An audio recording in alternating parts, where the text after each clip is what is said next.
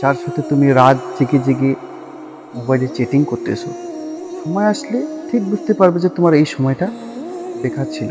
তোমার এই সময়টার মূল্য কেউ তোমাকে দিবেন।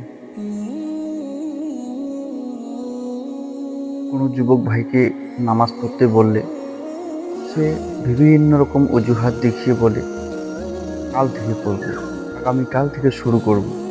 এরকম করতে করতে দিন চলে যায়, সপ্তাহ চলে যায়, মাসের পর মাস চলে যায়, এমনকি বছরের পর বছর চলে যায়।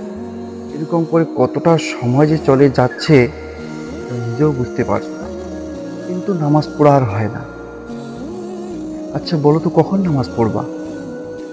যখন 40-50 পার হয়ে যাবে, যখন সংসারের চিন্তা মাথায় নিয়ে ঘুরতে হবে, যখন একটা কাজ করলে আর একটা কাজ করার মনে থাকে না, যখন কানে ভালো করে শুনতে পাবে না, যখন চোখে ভালো করে দেখতেও পাবে না, একটু বসে থাকলে কোমরে ব্যথা উঠে, যখন কয় রাকাত নামাজ হয়েছে তখন ঠিক মতো মনে থাকবে না, তখন আহা কি হতভাগা, কতটা সময় নষ্ট করে ফেলেছ।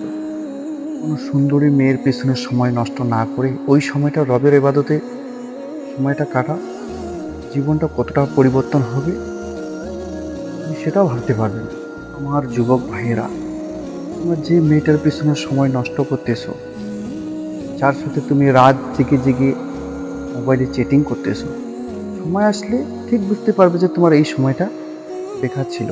তোমার এই সময়টার মূল্য কেউ তোমাকে দিবেন। কিন্তু আমার রবের দরবারে যদি এই সময়টা কাটাতে, নিশ্চয় এই সময়টার মূল্য তুমি পেতে। তাই এই সমস্ত অজুহাত বাদ দিয়ে আজ থেকেই নামাজে চলে আসো। আজ থেকেই নামাজ শুরু করে দাও। কাল পড়বো, পরশুদিন পড়বো, এই কথাটা যেন আর হয় না। আমি প্রত্যেক যুবক ভাইকে অনুরোধ করব, তোমরা নামাজে আসো। আল্লাহ পাক সকলকে বুঝার তৌফিক দান করুন।